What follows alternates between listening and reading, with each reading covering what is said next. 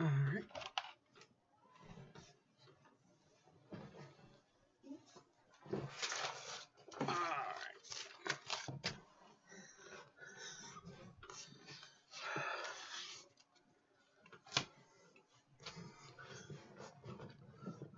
Sorry. Alright.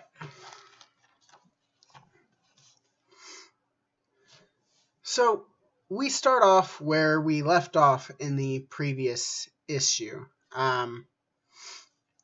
Rick is kissing Minmay without her permission, which, as I discussed, is don't do that. No, don't. Just don't. Don't do that. So Minmay pushes Rick off of her and basically friend zones him. She's like, "Look, you're a great friend." She tells him, "Hey, I'm not ready for a relationship. I'm waiting until I can get a career going before I do anything. You found your calling. I still need to find mine. Let me know if you're having any issues. All right, guys. I'm watching the chat right now, so but she doesn't want a relationship until she's found her career, her calling, and says if he has a problem with it, he can take a hike. She doesn't, she likes being friends with him, but not if he's not going to accept her decision in that aspect. Lisa, as we know in the previous issue, the radars for the SDF-1 were blown up, so they have no way of navigating through space. They have no way of just, doing anything right now, really. So she orders 2 radar drones, one on the front of the ship, one at the back of the ship, with Veritech patrols at all times. That way they can use those drones and get the information those drones are sending in order to navigate the rest of the way back home. They are fairly close to Earth by this point. I mean, they passed Mars, and as I described, they said the exact number. I can't remember what it was. But they're fairly close to Earth at this point, so they just have to go just a little bit more just to get there and everything. She asks Vanessa how long the repairs for the radar, the main radar on the top of the SDF-1 will take. And it's quite a window. She says it'll take between 10 days to a month.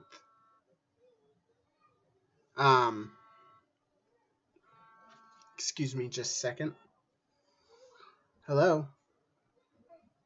Hey. I'm not frustrated, but I'm about 6 minutes into a live stream.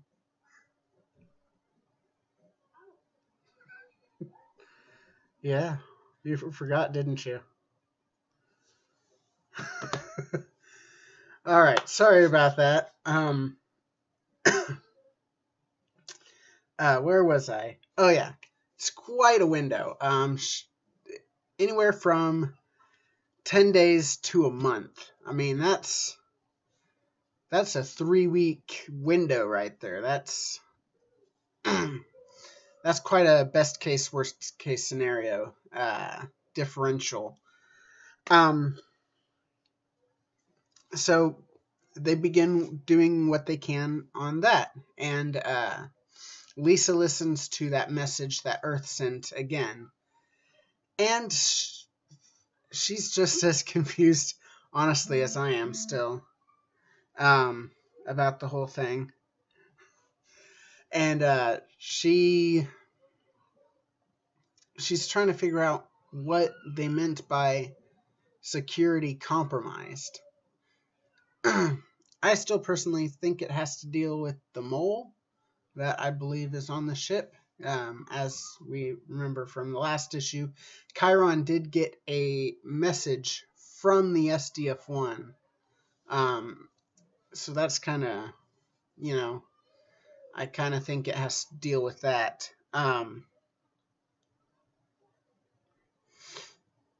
So Claudia comes up to Lisa. She's like, look, I'm tired. I'm stressed out. Is it okay if I leave? And Lisa's like, we still have a long trip ahead of us. You know, I don't want anyone to get burnt out. Just work your shift and then you can leave. So go ahead and take off. And so Claudia takes off and and goes to her boyfriend Roy's quarters and continues her investigation into who killed Captain Global.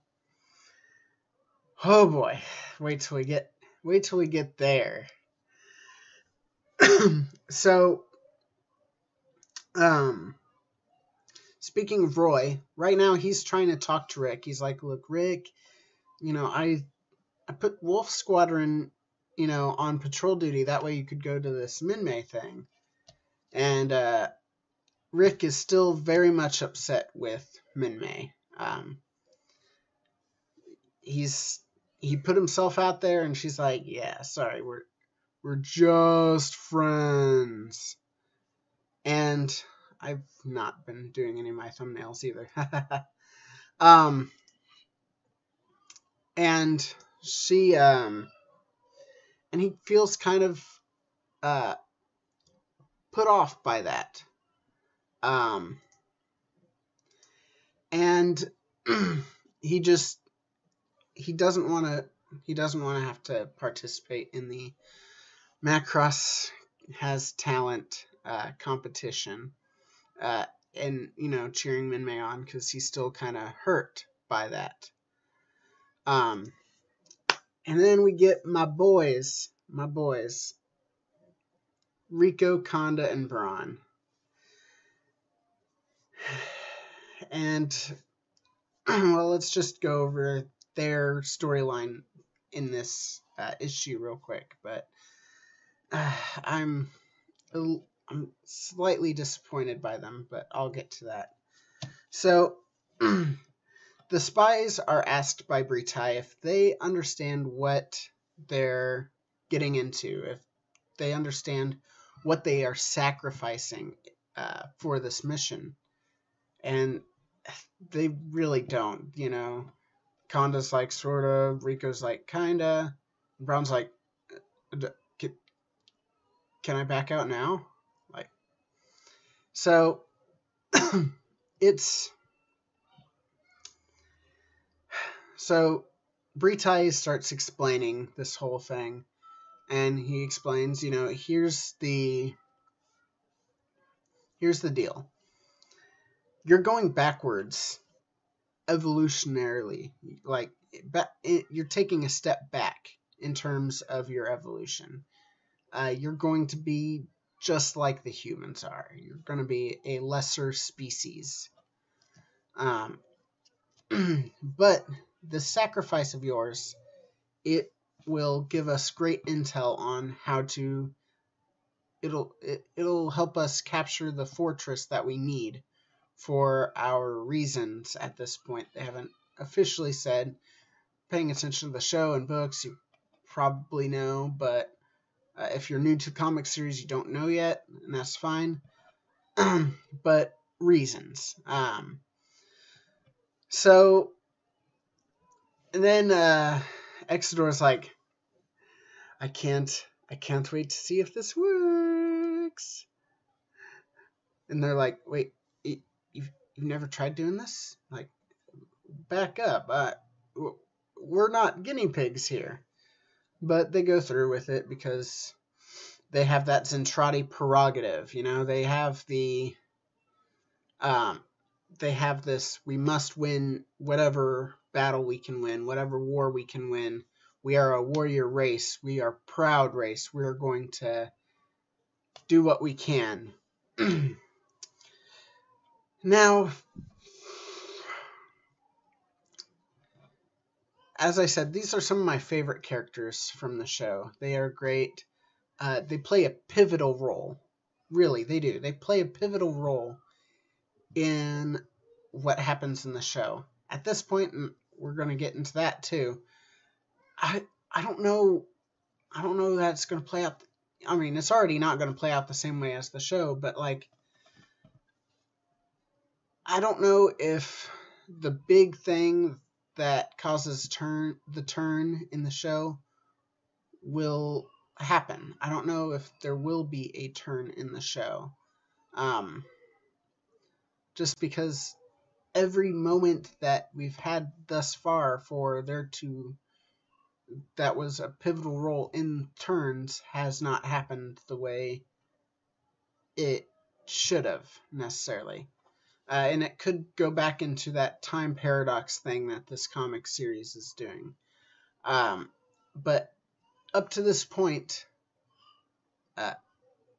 it doesn't look like there's going to be the turn that helped win the war in the past. But anyway, the spies, as I said, they're some of my favorite characters. And part of the reason is, they've got this comedic element to it. They're very serious characters, but they've got this comedic element to them in the show. And they've tried to incorporate this into the comics. And for me personally, it's kind of fallen flat. I'm kind of disappointed. I've been really happy with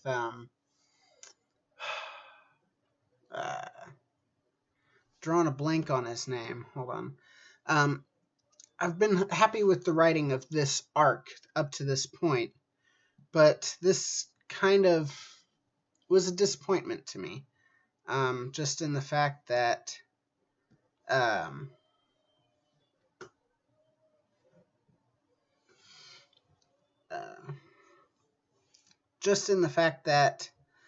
they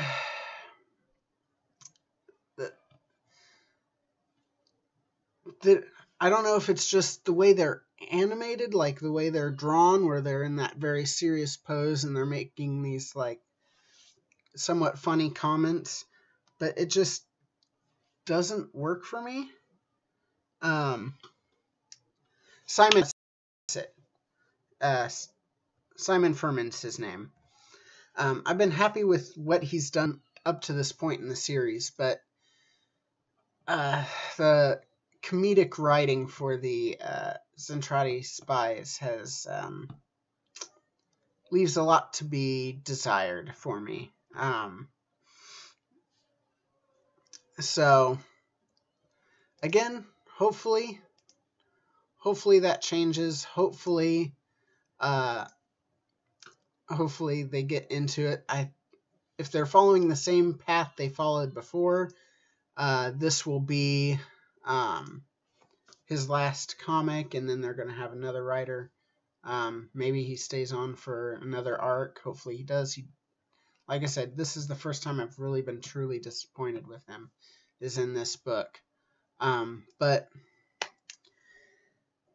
Macross Has Talent begins, and Minmay looks out into the audience and notices that seats reserved for Rick and his wingmen are empty. And as you can see on her face, she's very upset about it.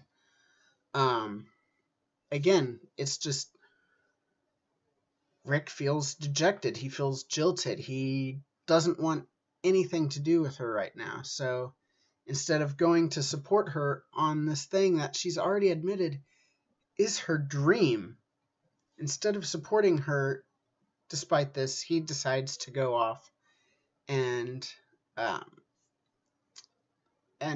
be really stupid. Like, honestly, we're going to get to that. He was just dumb. Just reckless and dumb.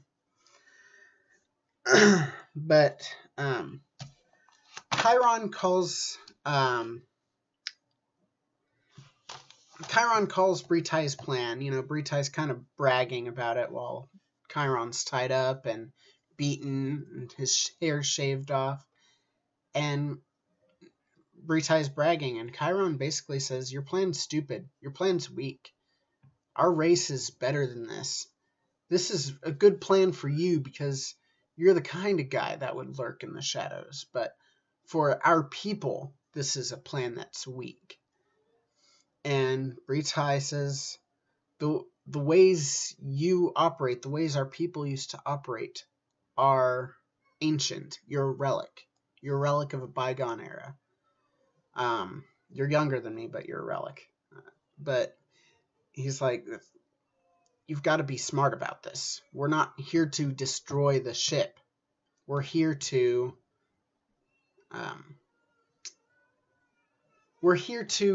capture the ship, not to damage it. And that's what you don't understand.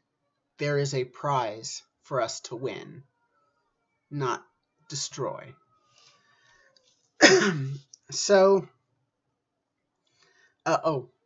funny note about that page and that whole conversation between Britai and Chiron.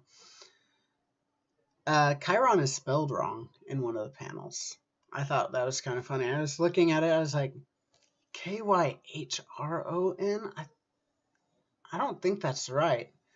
And then, I was just like, maybe I'm getting it wrong. It's been a long time since I've had to spell his name. So I'm like, okay, whatever.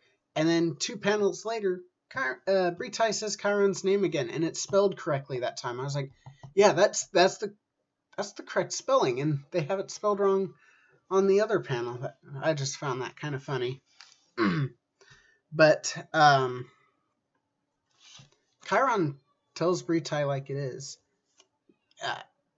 What you're doing is wrong because you take away our birthright. You take away what we have, our prerogative, all of this.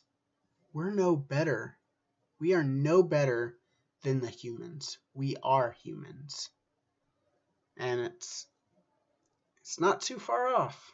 Not too far off. But anyway, so it shows Minmay. She's singing, she's dancing, she's doing her thing at the Macross has talent. I cannot get over that whatsoever. I'm sorry. I get it. Like I've mentioned this before. I get it. Got to be modern. Beauty pageants are in the past. They're not relevant anymore. Reality shows are, and there's a lot of talent-based reality shows. Yada yada yada. It just, I don't know. I'm not a fan. Not a fan. So, oh, damn it. So anyway, while she's singing, Rick is just plain being an idiot. As I mentioned before, he's being an idiot. Instead of flying protection for the reconnaissance drone, Rick sees a Zentradi warcraft and decides, you know what, guys? Come here. We're not going to fly support of this unmanned recon drone that's leading, our friends and our ship and our bosses, back home. No, instead of protecting that, we're going to attack this ship that's not even attacking us. And it's not attacking them because it's a recon cruiser. Haven't seen one of those in this comic series yet. Didn't see one very often in the show either. But they're flying a recon vessel, so it's got minimal armaments. And they decide to pursue it. And of course, this gets the Britai involved. Britai's like, no, we need that vessel to reach the SDF-1. We need our inside guys inside. So Britai space folds in between Rick and Max and Ben and the recon vessel, and then unleashes a bunch of battle pods. And Rick tells Lisa, he's like, hey, we engaged the enemy and they're not happy about it. And Lisa's like, you weren't even supposed to engage the enemy. You had one job, and it was to protect the drone. So she's like, scramble the fighters, tell everyone to get to their ships, whether they're watching the stupid Macross Has Talent or whatever, or not. They have to go because of this idiot. So a battle ensues. And because Rick and Max and Ben are at the front while all these other fighters are still launching, they're vastly outnumbered. So they figured they'd take some of the pressure off themselves by flying into the ship and kind of taking cover there and kind of waiting things out a little bit and then flying back. Well, of course, the Zentradi cruiser has sensors, and they're like, hey, boss, there's 3 enemies in here. And he's like, I'm going to take them out. And Britai handedly defeats them. Like, it wasn't even close. Like, he just whoops their butts. And he's like, you're lucky that I came here to measure you on your skill and not take your heads. And so he shoves them backwards, gives them a message to tell their leaders, and sends them back flying. So they end up flying back. These Zentradi spies are inserted into the SDF-1, and the Zentradi withdraw. So Lisa's like, they're pulling back again. Why are they? They can easily beat us. Why do they keep pulling back? It's like, Lisa, yo, like you said, that they would easily beat you. Don't be upset. You know, you got this. You got this. So she's brought a interesting piece. Now, I discussed this possibility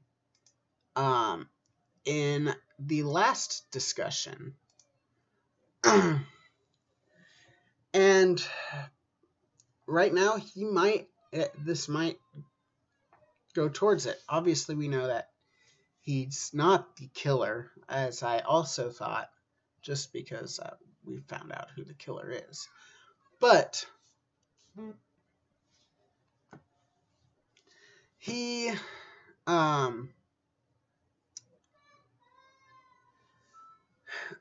is a character proposed in the Sentinels and has a 4 lines in the Sentinels video feature.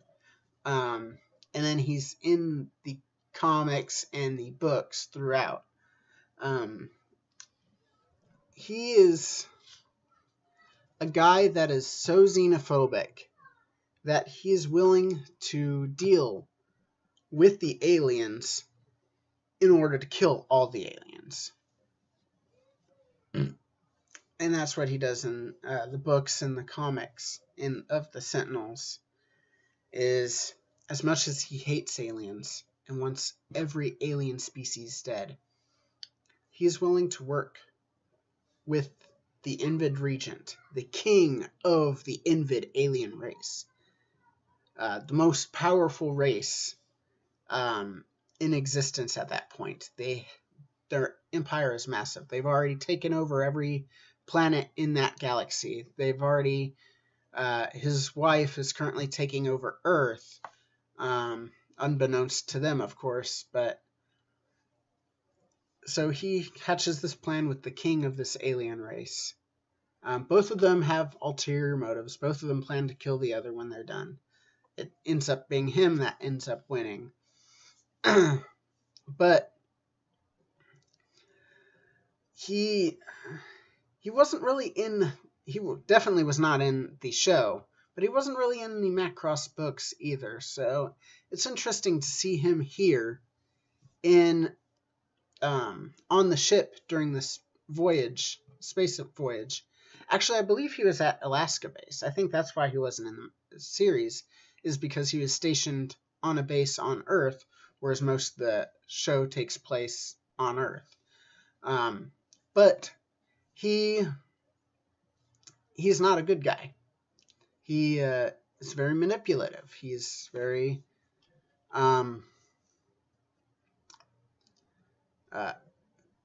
he's very tricksy, as Smeagol would say. And he is General T.R. Edwards, or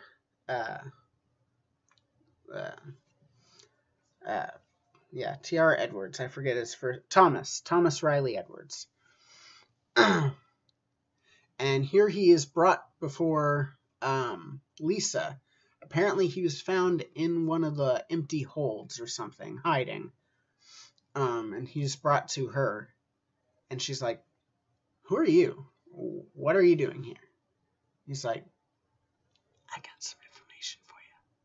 Yeah. But as I've already said, he's not really one to be trusted.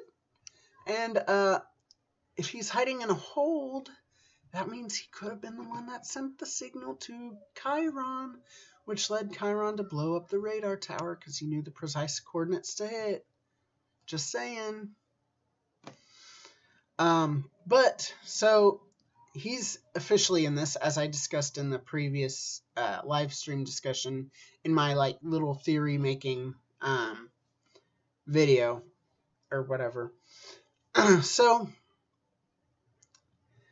I was kind of excited to see him and see that my theorizing paid off in this instance. And we'll just have to see where his character goes from here. I'm very interested to see that.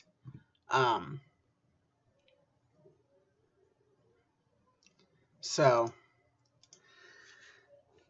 the other thing is the big reveal. The reveal that we're going to have to deal with for another month or so, because it's going to be a long while before we get any new comics. Here we go.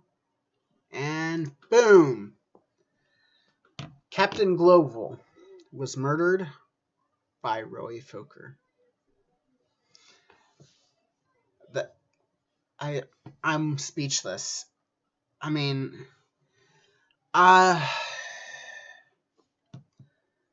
it's weird to me that it's him. I've mentioned them before, and I'll mention them again because I listen to them all the time, and they called this. I'm saying I called Edwards, but I have to give them credit. They called this. Roboskullcast said, "Hey, it could be Roy. Roy could have killed Global because he wants the timeline to happen in a certain way that's different than what happened before." And Global was kind of playing into it. So maybe he killed Global to change the timeline a little bit. Which means he could do the same to Lisa. Lisa's trying to get the timeline back on track as well.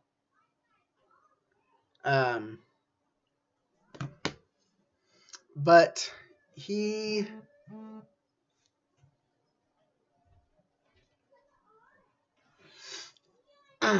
Sorry about that.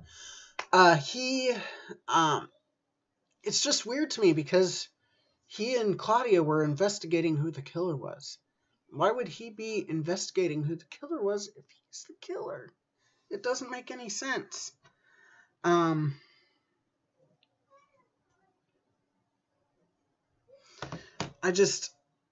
don't understand this necessarily. Like I said, I'm going to give it a shot. I'm going to, follow along just because we don't know. Here we go. We don't know, and we won't know until May 9th. That's when issue 9 comes out. So we're going to have to wait till May 9th to figure for any extra information to come out on this. But I don't know. It's curious to me that it's him, you know? Like, why would he go through and conduct an investigation on who the killer is if he was the killer? Because he's the one that told Claudia. It's weird that Global ran the opposite direction of the bridge. Why did he do that? He's like, let's go investigate. Claudia's like, okay. And then he pulls out the chip out of the robot. He's like, this is the key to figuring out who it is. And then he lets her figure out who it is, and it's him. Like, it doesn't make any sense. And if it is him, and and she's just discovering this, he's right behind her, isn't he? It's that old 90s sitcom, baby. Yeah. He's right behind me, isn't he? Thought so. But now that all that's done, let's get to some theorizing. Like I said, I think Edwards is the mole. I think Edwards is the one that is the one that cut off the transmission for the captain. In this case, Earth doesn't know yet that it's Captain Global, so the message is addressed to him, but he's not the captain because he's dead. But he cut off that transmission. I'm fairly certain of it. And and I think he's the one that sent that message from the SDF-1 to Chiron. But it's clear now that he's not the killer because it's Roy. Now, I have to go with the RoboSkullcast on this. Now that's been revealed to be Roy, and we do know that for a fact that Roy's trying to change the timeline for whatever reason. We don't know exactly for sure. It has to do with what they discovered on the SDF-1 when it crashed on Earth. But I think it's because he wants to change the timeline. I think it is he knows what happened. I think the SDF-1 that crashed on Earth is an SDF-1 from another time that crossed through that time paradox shadow field that they opened up on Pluto. I do think that it's that's what he's trying to do. And that's why he killed Global, was because Global wasn't doing enough differently or is trying to do everything the same, and he wanted different results, which I can kind of see, but at the same time it's like, is killing really necessary? Both of them are super shady characters in this comic. I mean, they both are hiding something, even though Global kind of revealed stuff to Lisa, as we found out in the previous issue. They're still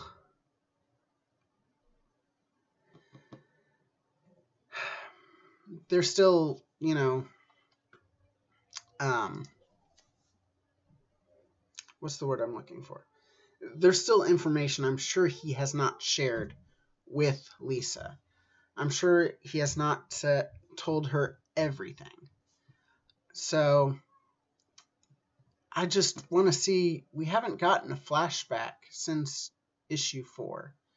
We got that flashback in issue 1. It wasn't really a flashback, but it was kind of a flashback in the fact that it comes back and picks up right from where they left off on that memory, or in that event, through a flashback. So I still kind of consider it part of a flashback, even though at the time of the first issue it was happening at that time. But we haven't seen anything since they discovered the dead bridge crew, which looked an eerily amount like the current bridge crew, which also plays into the factor that maybe it is the SDF-1 that went through a time loop, and it's the bodies they found are in fact the bodies of the current bridge crew because of the time paradox stuff. Ooh, time travel. It's always fun to discuss. But I don't know. This particular issue wrapped up a lot of questions we had, but also didn't wrap up questions we had and didn't really leave us with more questions. So it's really hard to theorize about this issue just for the fact that we don't know. We don't have enough information to necessarily theorize just because of the nature of the issue. But, I did say Minmay won. Macross has talent, because of course she did. And the spies are actually in pretty good disguises. I do like the designs they have for them. The art, I've been fairly okay with the art. I've had a few issues here and there. The art in this one wasn't terrible, but it definitely was not Marco Torini's best work in the series so far. And like I said, I was very disappointed with like the writing for the spies by I already said his name. I'm drawing a blank again. Simon Furman. So even though I've liked his writing overall for this current arc, some of the misspelling of Chiron's name and then the spies, just I wasn't a huge fan of the writing in this one. It's definitely worth the pickup just because of the mystery surrounding the possible mole and the motives behind Global's killing, now that we know the killer. Those are fascinating things, so definitely worth the pickup there, but just kind of a meh issue. I'd probably put it in the middle of the pack as far as my current rankings of the series. But yeah, let me know what you guys think. This comic covered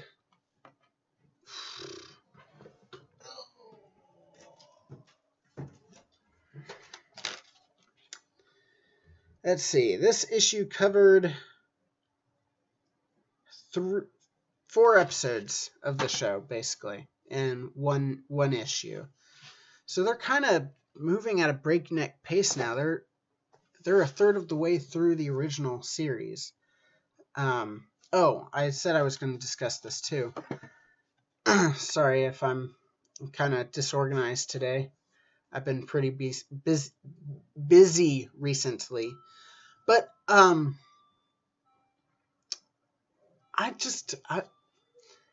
in the show, spoilers for the show if you haven't seen it. I mean, it's 33 years old at this point, so I mean, it's been around, so I can't really get too much blame for spoiling it for you guys that haven't seen it. In the show, the Zentradi end up turning Britai and X-Door end up going to the side of the humans. They're like, look, we're all going to be killed by our boss, Supreme Leader Dolza, if we don't, because we didn't get the SDF-1, and now there's a perception that we're infected, because all of these other people, all these other Zentradi are now defecting to your side because of the virus of culture and love and all that mambo jumbo has scrambled our programming, so to speak.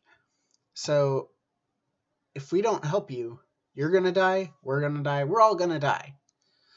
So they hatch this intricate plan involving Minmay and using her singing as a weapon and uh, using using a kiss as a distraction while they blow up Supreme Leader Dolza's uh, moon ship thing. But there were some keys that were put in place before all of that. And the biggest first key that was put in place before that is in the four episodes ish that they basically covered in this one issue. And that's Lisa, obviously not a captain in this, because in the show Captain Global doesn't die until much later. She is sent in the reconnaissance plane. It's not even a reconnaissance drone. It's an actual piloted plane. She has a pilot in front, and then she's sending the radar data to the SDF-1, and it's a cat's eye reconnaissance fighter, and then Rick's flying support for her, and they end up having some trouble, and Rick, Ben, and Lisa get captured. Her pilot dies, and then Max goes on this crazy adventure where he dresses up as his Zentradi and infiltrates their ship, and no one notices that there's just happens to be a faceless Zentradi walking around. Very cool episode, very outlandish. But that's where they get their first interaction with humans, is after Britai destroys Rick and Ben's mechs, they get captured along with Lisa, and they analyze the humans, and then they take them back to Supreme Leader Dolza, as previously mentioned, and the three of them, as well as the three spies, are all sitting at a table interviewing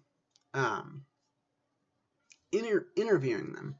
And they ask how they're created and all that, and they're like, oh, we're created by moms and dads. And they're like, what are moms and dads? It's like, well, it starts when people kiss. Demonstrate this kissing. And then there's this big scene and really bad frame rate drop where it's that on, oh, hold on. It's like that, and then like that, and then like that. It's that was a bad scene, but that kissing and this interaction between males and females, because males and females don't interact between the Zentradi. They don't talk to one another. The females have their own fleet, the males have their own fleet. That's the way it goes. So just this interaction, seeing women and men integrated, seeing males and females kissing, just that was the first key in place. That was the key that made Dolza think, well, you know what? They're too much trouble. We're just going to eliminate all of them. It's the key that eventually led a mass defection led by the three Zentradi spies. Like I said, they do play a pivotal role. They lead a mass defection, which between that and the marriage of two characters, a human and a Zentradi female, that appears later, maybe. All of that causes...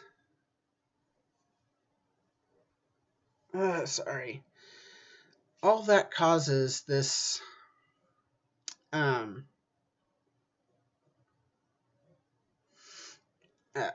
just causes this big turn for the Zentradi. This, hey, maybe these guys aren't so bad after all kind of turn. And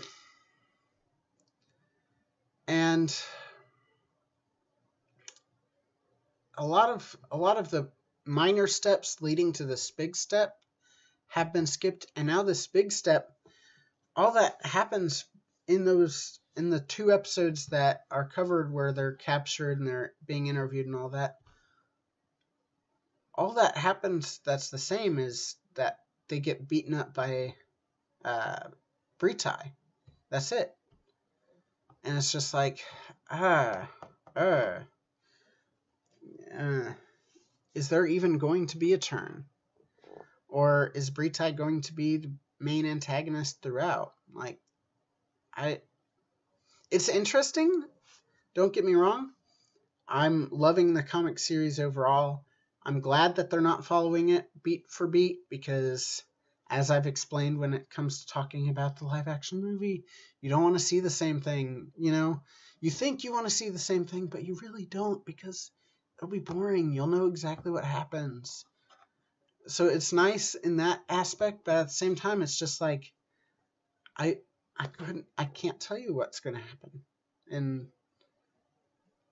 I, it's not necessarily a complaint. It's just, man, I would have never seen it play out this way in my wildest dreams. So I would have thought that they would have at least had one of those beats that leads to the Zentradi's turn play out. But we'll see. We'll see. May 9th. May 9th is when the series picks up again. They're taking a month break like they did after issue 4, so it's every 4 issues. They're going to take a break, and they're going to end up releasing these past 4 issues in a trade paperback, which will be nice. But anyway, let me know what you guys think. Let me know how you feel about the series, all of that fun stuff. I'm tired. I pulled 2 all-nighters now, but because I've pulled a couple all-nighters, I can tell you I will be regularly posting videos again here very soon. I'm hopefully, fingers crossed, going to have one up tomorrow. It's going to be about Dana's brother, I believe, is what's on my production board. But anyway, I will let you guys go, and take care.